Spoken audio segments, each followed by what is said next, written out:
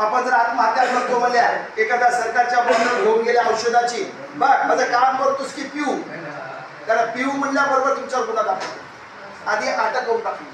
आपल्याला आत्महत्या करायची नाही आणि कधी कोणी आत्महत्या करू नका. आत्महत्या हे करणं अयोग्य आहे. ईश्वराला ज्या वेळेस आपल्याला बोलवलं त्यावेळेसच जायचे. आपला शरीराचा अमूल्य आहे, शरीर फार अमूल्य आहे. ईश्वरानं आपल्याला दिलेली देणगी आहे, त्या शरीराचं रक्षण करा. कोणी आत्महत्या करू नका. किती मोठं संकट आलं तर त्याला सारा, पण आत्महत्येचा विचार कोणी करू नका. आत्महत्येचा विचार करू नका. आपण सरकारला घाबरण्यासाठी सरकारला एक निवेदन देऊ. सरकारला म्हणायचं आहे की आम्हाला हक्क द्या.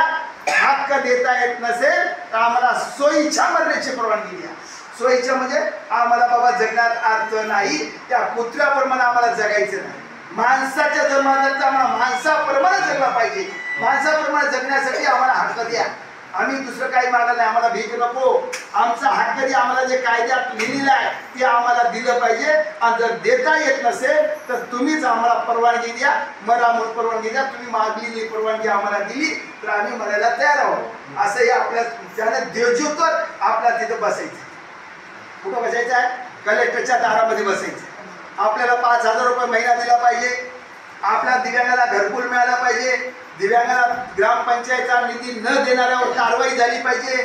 जिल्हा परिषदेचा निधी न देणाऱ्यावर कारवाई झाली पाहिजे. आमदार निधी न देणाऱ्यावर त्यांच्यावर सुद्धा शिस्तभंगाची कारवाई झाली.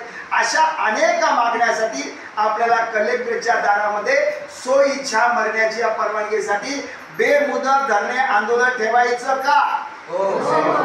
नुसतं हो नाही. तुम्हाला राहण्याची जेवणाची व्यवस्था मी करतोय. तुम्हाला माहिती आहे प्रत्येक बारला आपण जेवणाची व्यवस्था होते.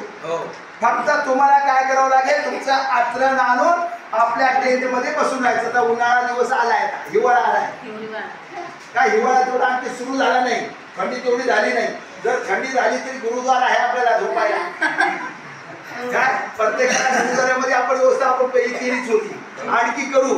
जेवणाला सुद्धा गुरुद्वारा आहे. आपल्याला काही अडचण नाही. किती दिवस घरी आपल्याला एका दिवशी तूप मिळणार, रोज तुपातला भात मिळते.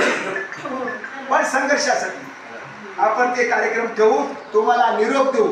पण तुम्ही सगळ्यांनी माझा नंबर घ्या.